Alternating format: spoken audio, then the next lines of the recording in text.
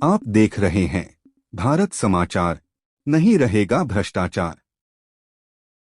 लोगों को भत्ता बिल्कुल नहीं मिला। भत्ता के नाम पर ढोंग है। धान 28 रुपया बोल रहे हैं, धान 28 रुपया नहीं, उनको रेट ही मालूम नहीं है।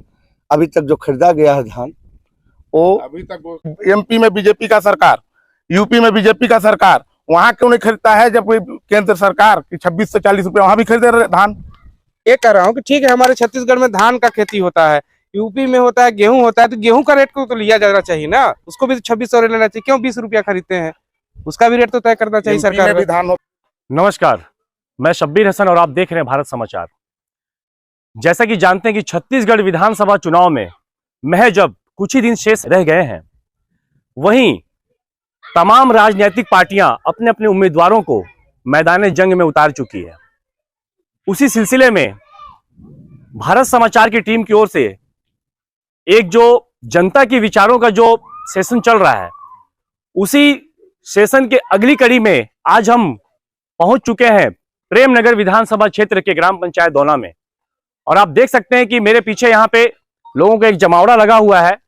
मुझे नहीं पता ये किस राजनीतिक पार्टी को समर्थन देते हैं और किसको ये मतदान करेंगे। आइए हम खुद चल के इनसे बात करते हैं और जानते हैं कि ये किस पार्टी के समर्थक हैं, या ये कांग्रेस के हैं, या भारतीय जनता पार्टी से हैं, या किसी अन्य पार्टियों को समर्थन करते हैं।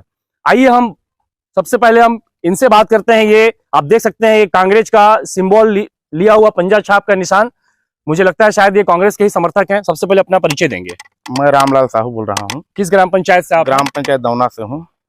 जैसा कि छत्तीसगढ़ विधानसभा 2023 की जो जंग है वो छिड़ चुकी है, तो क्या लगता है कि आपके विधानसभा क्षेत्र से जो प्रत्याशी नियुक्त किया गया है श्री खेल साय सिंह जी, क्या लगता है कि वो 2 बार के जो कार्यकाल, जो पंचवर्षीय विधायक वो रह चुके हैं, उनकी ये तीसरी चुनाव होगी, तो क्या लगता है उनके कोई ऐसे किसानों के हित में या रोजगार के क्षेत्र में उनके 2-3 हमें आप विकास कार्य के बारे में बताएं।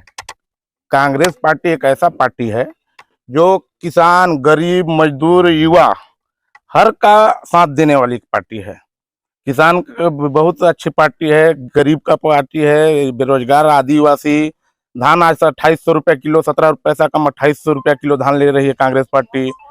आपका पहले 10 सोसाइटी थे, आज 23 सोसाइटी हैं। हर 5 किलोमीटर में सोसाइटी हुआ करते हैं। एसडीएम कार्यालय आपका श्रीनगर में खुल गया है। क्या आपको ये नहीं लगता है कि आज के अभी के युग में युवाओं को महत्वपूर्ण माना जाता है? हर क्षेत्र में, चाहे किसी भी क्षेत्र में हो, युवा जो है, आज जो हमारे क्षेत्र में युवा जो बेरोजगार घूम रहे हैं, जो रोजगार की कमी है, शिक्षा का जो स्तर गिरा हुआ है, तो क्या आपको नहीं लगता है कि युवाओं को मौका देना चाहिए था? युवाओं को बेरोजगारी भत्ता दे रहे हैं, आत्मानंद स्कूल खुला है, शिक्षा की ओर कांग्रेस सरकार फुल बहुमत से खड़ा है, आत्मानंद अंग्रेजी स्कूल खुला है, युवाओं को बेरोजगारी भत्ता दे रहा है। चलिए, आपसे हम लगातार आपके साथ बने रहेंगे और भी हमारे कुछ समर्थक उनसे जानते हैं। आप किस पार्टी के समर्थक? सबसे पहले अपना परिचय देंगे। मैं सत्यनारायण दुबे। किस पार्टी को समर्थन देते हैं आप? मैं भारतीय जनता पार्टी को समर्थन। जैसा कि अभी वो कांग्रेस समर्थक जो थे भाई साहब हमारे, उन्होंने जो उनके बारे में बताया, कांग्रेस पार्टी के लिए बताया कि कांग्रेस पार्टी लगातार शिक्षा के स्तर में हो, या स्वास्थ्य के स्तर में हो, या रोजगार के क्षेत्र में हो, लगातार सभी को इसका फायदा मिल रहा है, जो कि ग्रामवासी, जो क्षेत्रवासी हैं। क्या आप इनकी बात से सहमत हैं? बिल्कुल नहीं है। क्यों सहमत नहीं है? बेरोजगारी भत्ता हमारे गाँव में शायद 1 आदमी या 2 आदमी को मिला है। सुन लीजिए, इतना बड़ा पब्लिक का जनसंख्या है, वहाँ किसी कारणोंवश उसको निरस्त कर दिया जाता था और लोगों को भत्ता बिल्कुल नहीं मिला। भत्ता के नाम पर ढोंग है। धान 28 रुपया बोल रहे हैं, धान 28 रुपया नहीं, उनको रेट ही मालूम नहीं है। अभी तक जो खरीदा गया है धान, वो अभी तक वो खरीदा गया है 26 रुपया 40। हम आपके पास लगातार बने रहेंगे। अभी तो अभी तक जो खरीदा गया है धान, वो 25 रुपया के रेट से 4 रुपए कुछ पैसे यहाँ दे रहे हैं, बाकी तो सब सेंट्रल का पैसा है। श्रीमान जी, देखिए, कहीं ना कहीं कांग्रेस पिछले सत्र में बिल्कुल एक तरफा जीत हासिल करी थी। इस बात से तो आप सहमत हैं? पूरे प्रदेश में भारतीय जनता पार्टी बिल्कुल बुरी तरह से पिटी थी। तो क्या लगता है इस बार भी आपके द्वारा जो उम्मीदवार नियुक्त किया गया है, जो भी भाजपा के जो भी सीनियर हैं, उनके द्वारा जो भी है उनको नियुक्त किया गया है, जो मैदान जंग में उतारा गया है, चुनावी क्षेत्र में, चुनावी क्षेत्र के मैदान जंग की बात कर रहा हूं मैं, उतारा गया है, आपको नहीं लगता है कि वो एक नया चेहरा, जो कि अपना आखिरी जिला पंचायत चुनाव को भी हार चुके हैं, कहीं ना कहीं वो बड़ी हार कहीं इस हार का कारण ना बन जाए? नहीं बनेगा। वो हमारे विधायक इस बार भूलन सिंह ही बनेंगे, ये कन्फर्म मान लीजिए।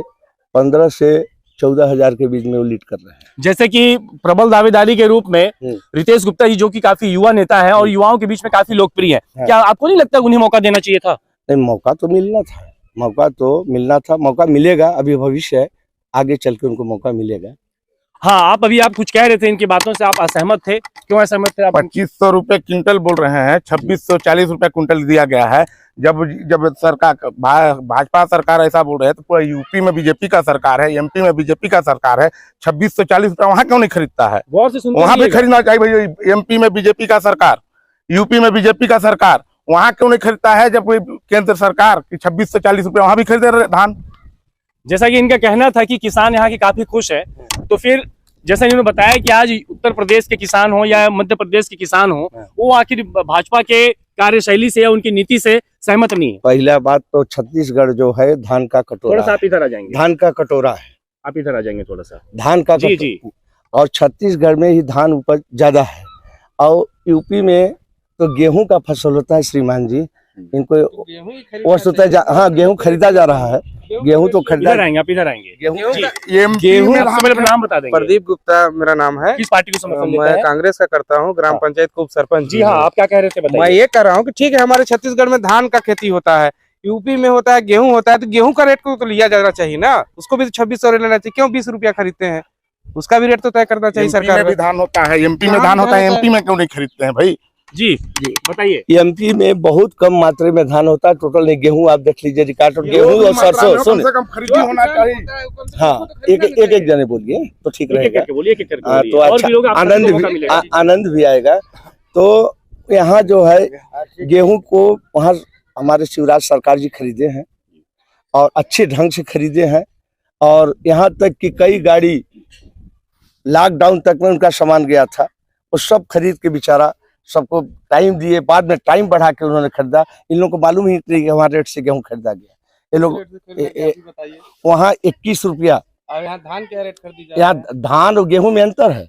यहाँ के लोग, अरे जो पैदा अब तुम कहोगे कि तिल्ली का रेट और सरसों का रेट क्यों बराबर अच्छा, नहीं? शिक्षा के स्तर में बताइए कि आखिरी जो पंचवर्षीय काल भूपेश बघेल जी का रहा, शिक्षा के स्तर में जो उनके द्वारा जो उनका ड्रीम प्रोजेक्ट था स्वामी आत्मानंद स्कूल, जो कि गरीब तबके के लोग, जो कि बिल्कुल निम्न स्तर के लोग हैं, उनके बच्चे आज जो है कि अंग्रेजी माध्यम से शिक्षा ग्रहण कर रहे हैं। ये न कहीं तो उनका बहुत अच्छा कार्य है। इस विषय में आप क्या कहेंगे? शिक्षा का स्तर तो ठीक है, जो है वो है। मतलब आप मानते हैं कि बघेल को ही दोबारा पर? नहीं, बघेल को मानते नहीं है। आप तो भाजपा समर्थक है। हाँ, लेकिन शिक्षा का स्तर जो है वो स्कूल खोल करके गरीबों को कोशिश किए हैं, ये सही बात। अच्छा, आप मुझे बताइए, जो घोषणा पत्र तैयार की गई थी कांग्रेस पार्टी के द्वारा पिछले सत्र में, आखिरी सत्र में, क्या उन्होंने अपने सारे वादों को निभाया है? पूरा झूठा, जिसमें से एक दो वादे आप बताइए जो एक तो धान का वादा उन्होंने पूरा किया, चाहे जैसे भी किया हो। कुछ 4 रुपए कुछ पैसा अपना दिए थे फंड से। अभी आप बोले शिक्षा के स्तर में काफी प्रभावशाली, शिक्षा में है तो है, झूठ नहीं। शिक्षा रहेगा तो टेक्नोलॉजी आएगी, टेक्नोलॉजी आएगी तो विकास तो ऐसा ही हो जाएगा। बाकी काम सब वैसे ही है उनका। जी, निराश्रितों का पेंशन बोले थे 1500 रुपया दूंगा जी, एक भी निराश्रित को 1500 नहीं दिए हैं। अब 200 रुपया भी बढ़ाए हैं, 300 रुपया उनको पहले मिलता था, 200 रुपया अब बढ़ा दिए हैं।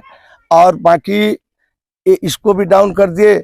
बाकी बताए थे कि भाई जो चावल, ये हमारे राजा साहब का घोषणा था TS बाबा का, कि चावल एक खाता हो, छोटा खाता हो, उसमें भी हम 35 किलो दिलवाएंगे, ये भी घोषणा पत्र में है। और उन्होंने, क्या इनकी बातों से आप सहमत हैं? ये बोल रहे हैं कोई रेट बढ़ गया, आंगनबाड़ी कार्यकर्ता का रेट बढ़ गया, कोटवार का पेमेंट बढ़ गया, स्वीपर का पेमेंट बढ़ गया। बात यहाँ पे घोषणा पत्र की कर रहा था। इन्होंने कहा कि शिक्षा को छोड़ करके आपकी कांग्रेस पार्टी की ओर से कोई भी विकास कार्य और अपने वादे को नहीं पहला घोषणा पत्र में बोला था कि हमारे सरकार बनने तक कर्जा माफी करेंगे। सरकार बनने के 3 घंटा बाद कर्जा माफ कर दिया। उनका घोषणा पत्र में था कि 3 घंटा बाद वो कर्जा माफ किया है। पहला कैबिनेट बनती में सरकार वो हुआ। किसान इसको जानते हैं जो कर्जा लिए थे। मेरे को लगता है चचा का भी कुछ कर्जा माफ हुआ होगा। आज भले बता दें कि नहीं, वो तो चचा से बात ठीक है ना, चलेगा। बता रहा हूँ, उनसे पूछ भी सकते हैं कि उनका भी कर्जा माफ हुआ होगा। 40-50 हजार रुपया उनका फायदा हुआ होगा। नहीं, कर्ज सिर्फ कॉपरेटिव बैंक का अधिकतर मात्रा में हुआ है।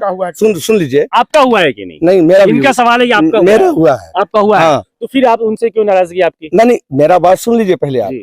मैं ही एक नहीं भाई हूँ। जैसा आप मेरे साथ कह रहे हैं कि आपका हुआ है, तो ये- आपके साथ साथ और भी कई लोगों का हुआ होगा, हाँ नहीं, तो उनको ही आप- समर्थन देंगे। मैं जो बता रहा हूँ जी, उसको आप जी। ध्यान से सुनिए। जी, कॉपरेटिव बैंक का पूर्णतः कर्जा माफ हुआ है हमारे किसानों का।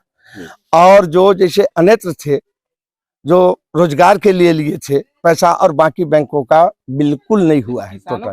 जैसे किसान का कर्जा माफ करने अरे नहीं, किसान वो भी हैं जो कृषि लोन दे रहा है ना, तुम कृषि लोन दे रहे हो।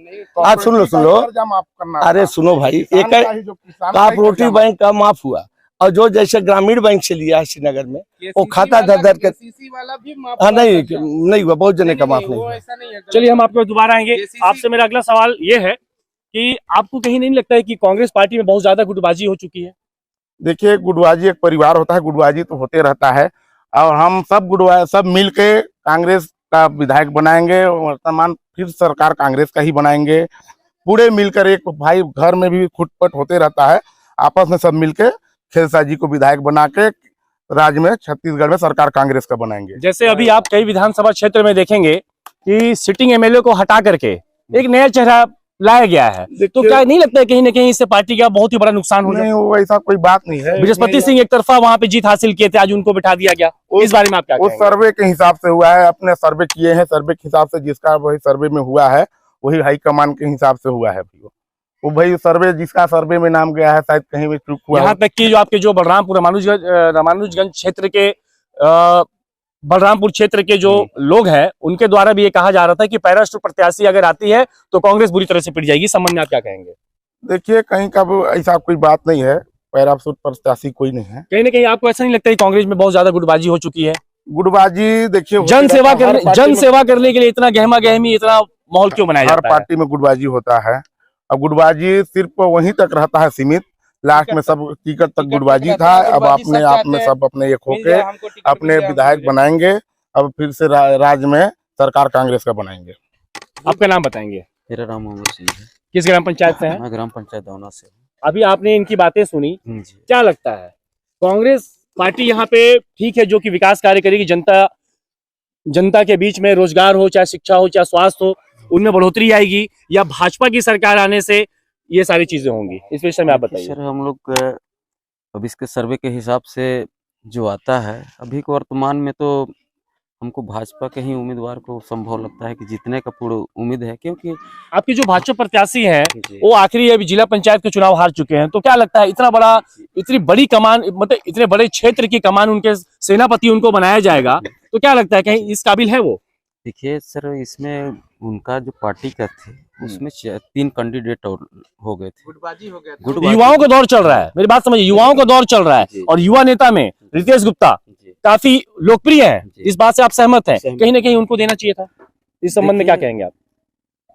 हम देहात के लोग का विचार मैं बताता हूँ कि देहात के लोग जो शहर में उतना तो जा नहीं पाते हैं, शहर के भावना को समझ नहीं पाते हैं, इसलिए थोड़ा सा शहर के लोगों के ऊपर हिचकिच रखते हैं। बहुत बहुत धन्यवाद आपका। अब आखिरी सवाल मैं आपसे ये कहूंगा कि कांग्रेस कितने अंतर से यहाँ पे विजय हासिल करेगी? कांग्रेस यहाँ 20,000 वोट से जीत रही है। 20,000 वोट से जीतेगी कांग्रेस। 20,000 वोट से कांग्रेस जीत रही है।